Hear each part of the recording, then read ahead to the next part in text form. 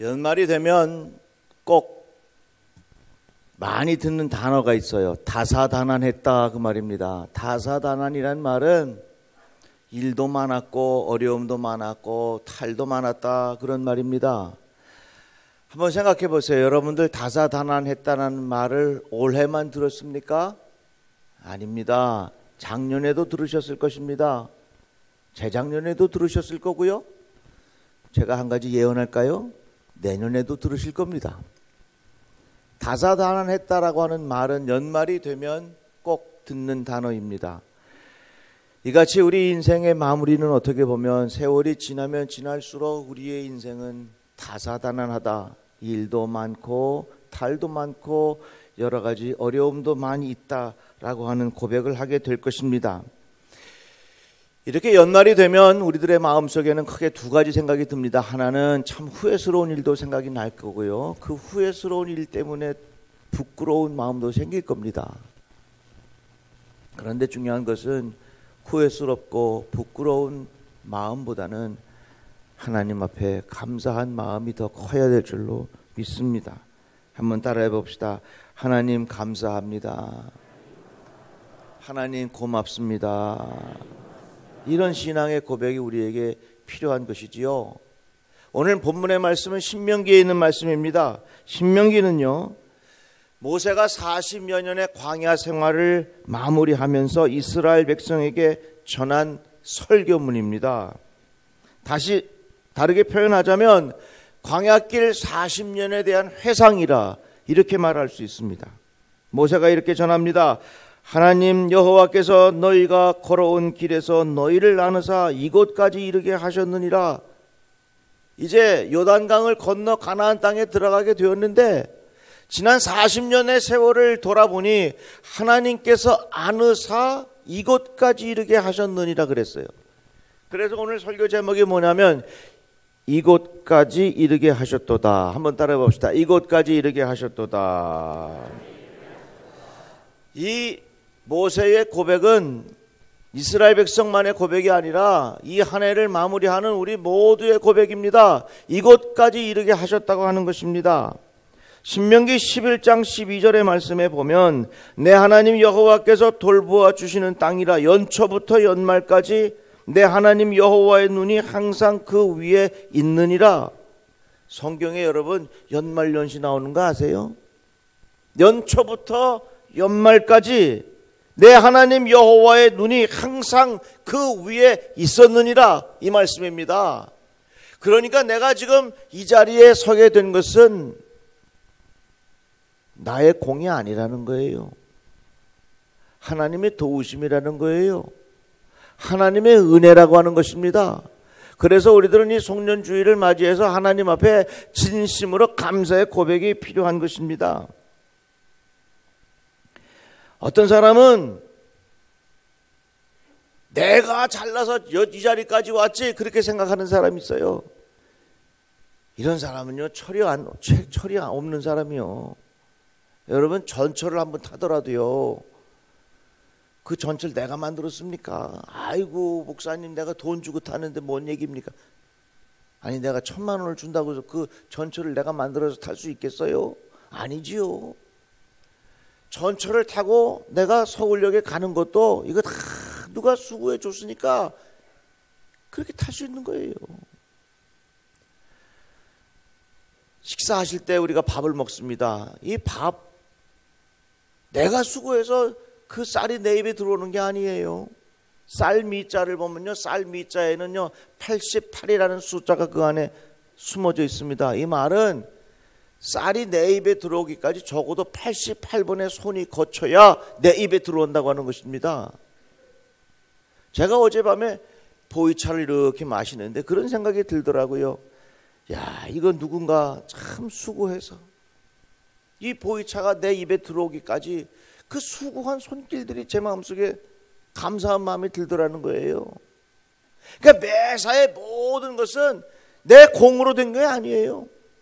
내가 화장실에 가서 화장실을 깨끗하게 사용할 수 있는 것 또한 누군가가 아침 일찍 나와서 깨끗하게 청소해 준 손길이 있었기 때문에 내가 그 고마움을 알아야 된다는 것입니다.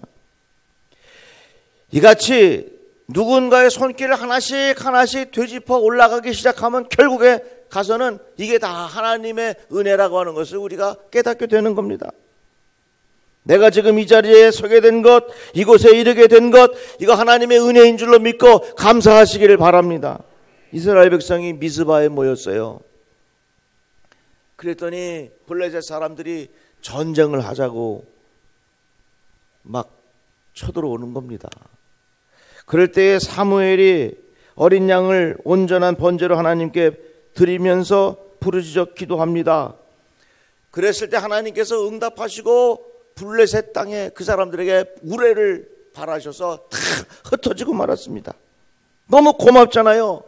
사무엘이 돌을 취하여 미스바와 센 사이에 세워 이르되 여호와께서 여기까지 우리를 도우셨다 하고 그 이름을 에베네셀이라. 에베네셀이라고 하는 뜻은요, 도움의 돌이라는 말입니다. 하나님께서 지금까지 도와주신 은혜에 감사해서 에베네셀이라고 하는 돌을 세웠다는 것입니다.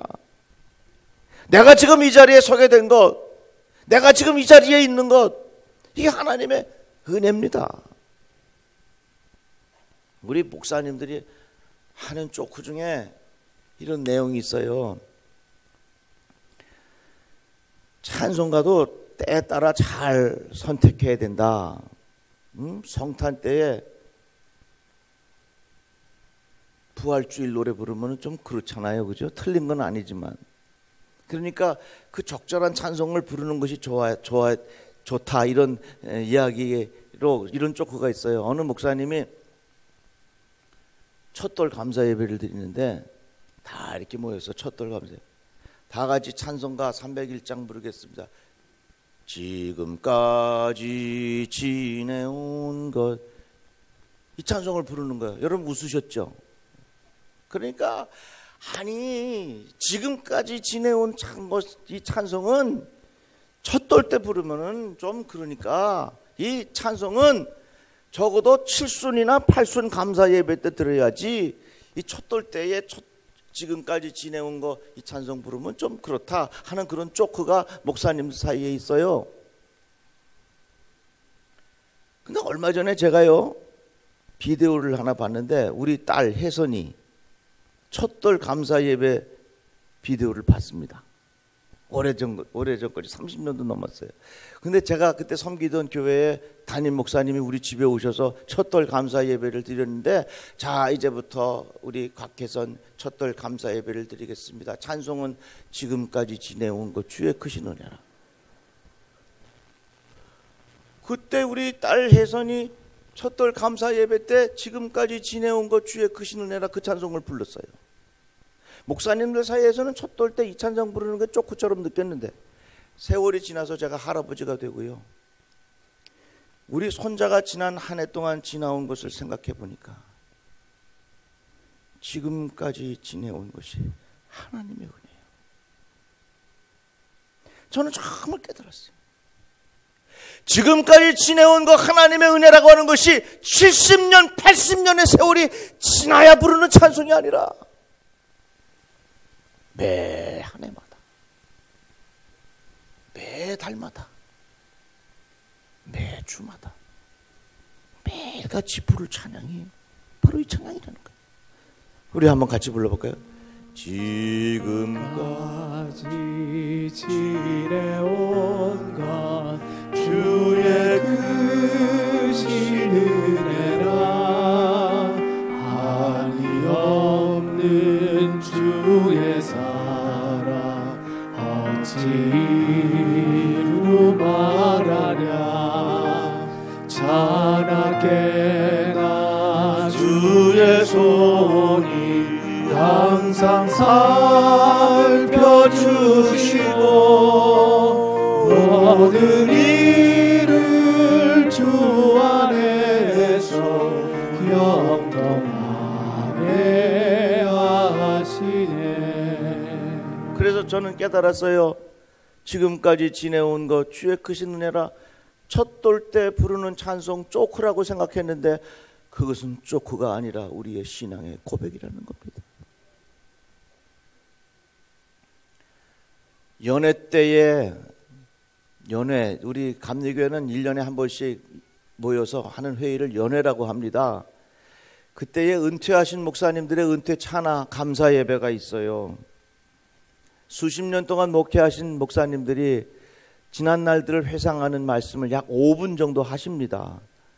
그 5분 동안에 하시는 말씀 속에 얼마나 하고 싶은 말씀이 많이 있겠습니까? 그런데 그 말씀의 핵심은 뭔 줄 아십니까? 나의 나 된 것은 하나님의 은혜입니다. 지금까지 하나님께서 지켜주셨습니다. 하나님께서 도와주셨습니다. 하나님께서 붙잡아 주셨습니다. 이것이 그들의 신앙의 고백입니다. 그런데 하나님께서 우리들을 이곳에 이르게 하셨는데 어떻게 이곳에 이르게 하셨는가? 오늘 본문의 말씀 보니까 광야에서도 너희가 당하였거니와 사람이 자기의 아들을 안는 것 같이 너희의 하나님 여호와께서 너희가 걸어온 길에서 너희를 안으사 이곳까지 이르게 하셨느니라 그랬어요. 다 같이 아멘.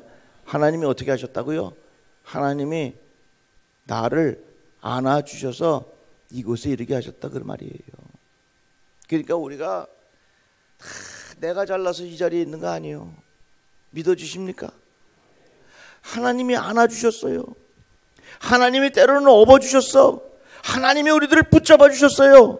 우리가 잘 아는 설교 예화 중에 이런 이야기 있습니다. 어느 날 밤에 어떤 사람이 꿈을 꿨어요. 그 꿈의 내용이 뭐냐면 하나님과 함께 해변을 산책하는 꿈입니다.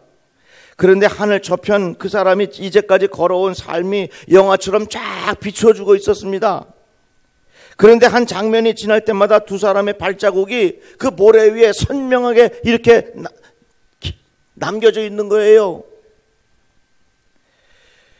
하나는 그 사람의 발자국이고 또 하나는 하나님의 발자국입니다. 살아오는 동안 하나님이 늘 내 옆에 계셨구나 감사했습니다. 그런데 이상하게도 어떤 때는 한 사람의 발자국밖에 없는 거예요.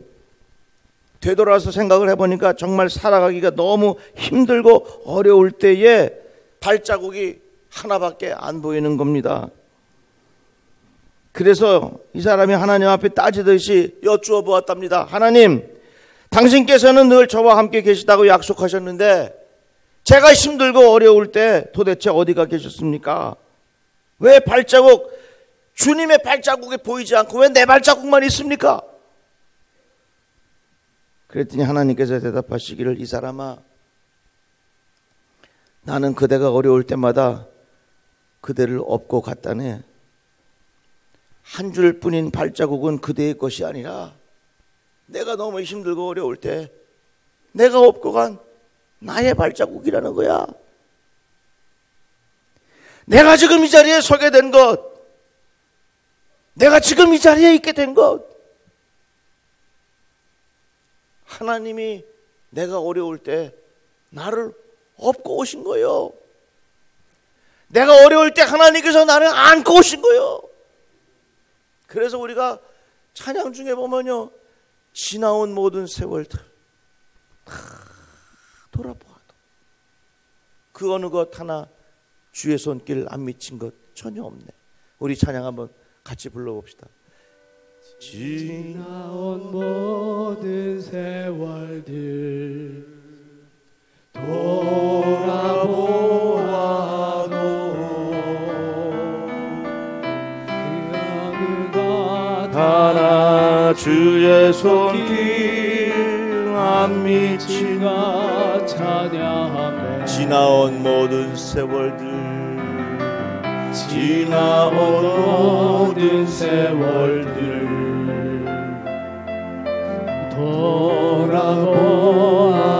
돌아보아도 그 어느 것 하나 주의 손길 안 미친 것 전하네. 오 신실하신 주, 오 신실하신 주,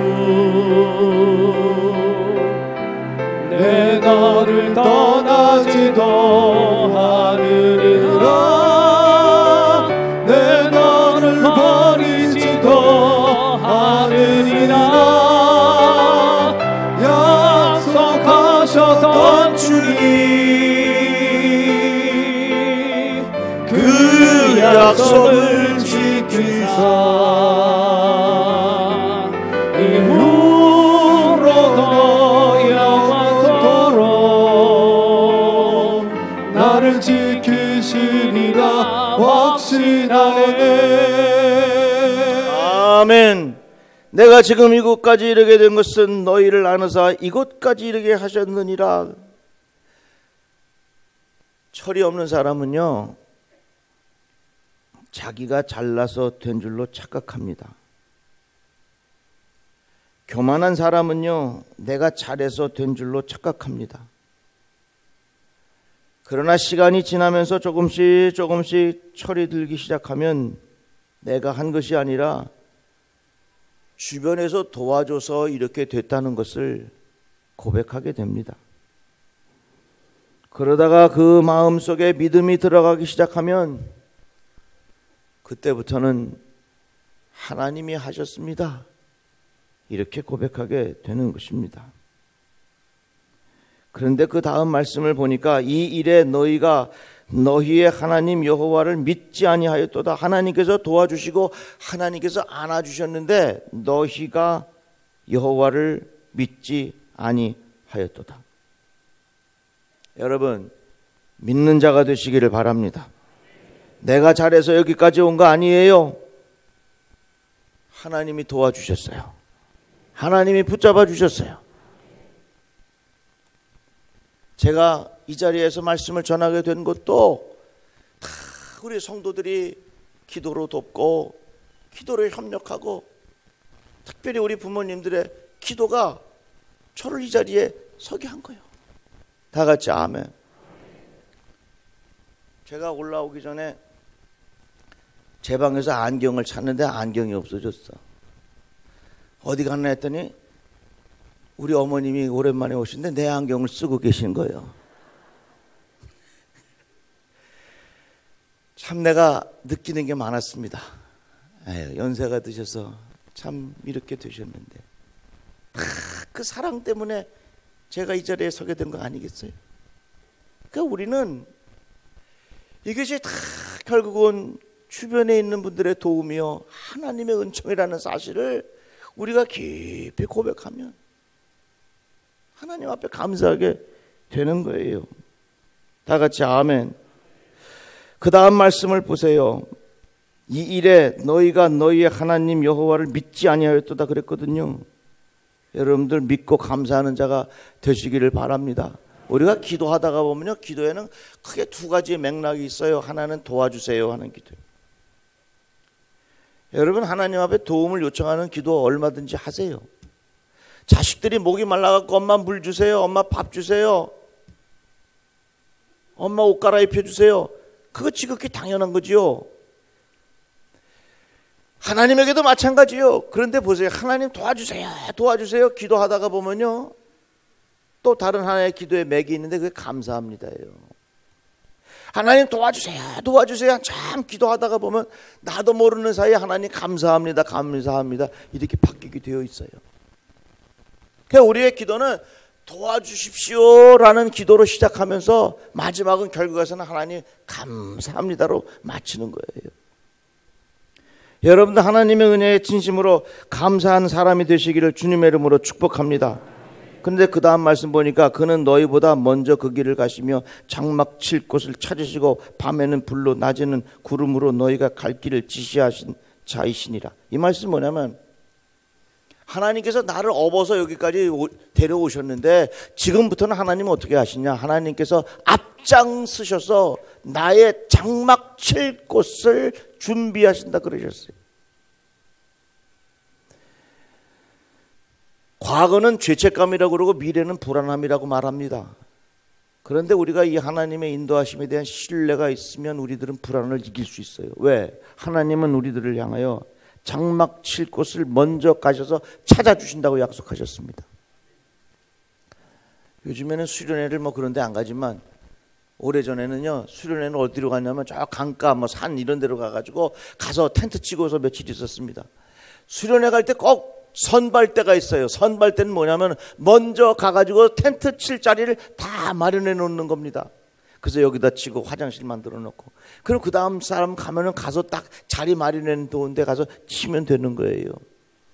제가 말씀 준비하는데 그 생각이 나더라고요. 하나님께서 우리들에게 어떻게 하신다고 하셨느냐? 그는 너희보다 먼저 그 길을 가시며 장막 칠 곳을 찾으신다 그랬어요. 그리고 밤에는 불로 낮에는 구름으로 너희가 갈 길을 지시하신 자이시니라. 하나님께서 이렇게 하신다고 약속하셨어요. 그러니까 이제 2018년 마무리하고 2019년이 이제 활짝 열릴 터인데 어떻게 될까 걱정하지 말아요. 하나님은 앞장서셔서 장막 칠 곳을 찾아주신다고 약속하셨습니다. 이 하나님을 의지하시기를 바랍니다. 이 하나님을 신뢰하시기를 주님의 이름으로 축복합니다. 그럴 때에 우리의 마음속에 내일은 불안이 아니라 내일에 하나님께서 주신 것에 대한 기대가 내 마음속에 생긴다는 거죠. 저는 목회하면서요 정말 깨달은 거 있어요. 간단해요. 하나님이 인도하신다. 한번 따라해 봅시다. 하나님이 인도하신다. 이거예요. 그래서 마치 목회가 온 성도들과 함께 이 강을 건너가는 것 같아요. 개울을 건너가는 것 같아요. 이 돌다리를 건넜으면 그 다음 돌다리를 어디에 놓아야 할까? 하나님께서 그 다음 돌다리는 여기다 놓아라. 그 다리를 건넜으면 그 다음은 여기다 놓아라 하는 그런 주의 음성이 제 마음속에 있어요. 그래서 저는 목회하면서 가장 중요한 것이 뭐냐면 10년 후 20년의 계획도 중요하지만 순간순간마다 하나님께서 주시는 그 마음의 감동, 이것이 얼마나 중요한지 몰라요. 주의 인도하심이 얼마나 중요한지 몰라요. 2018년 하나님께서 우리들을 안아주시고 업어주셔서 여기까지 이르게 하셨고, 앞으로의 날도 하나님께서 어떻게 하시느냐? 우리의 장막 칠 자리를 미리 보시고 찾아주신다고 약속하셨으니 이 하나님을 여러분들 신뢰하는 가운데 새 한 해를 열어가기를 주님의 이름으로 축복합니다. 기도합시다. 하나님 감사합니다. 주의 말씀을 들었습니다. 하나님께서 우리들을 안아주시고 업어주셔서 이 자리에 이르게 하셨습니다. 내일 또한 하나님께서 장막 칠 곳을 준비하신다고 약속하셨습니다. 이 믿음으로 살아가는 하나님의 사람들이 되게 하여 주시옵소서. 예수님의 이름으로 기도드리옵나이다. 아멘.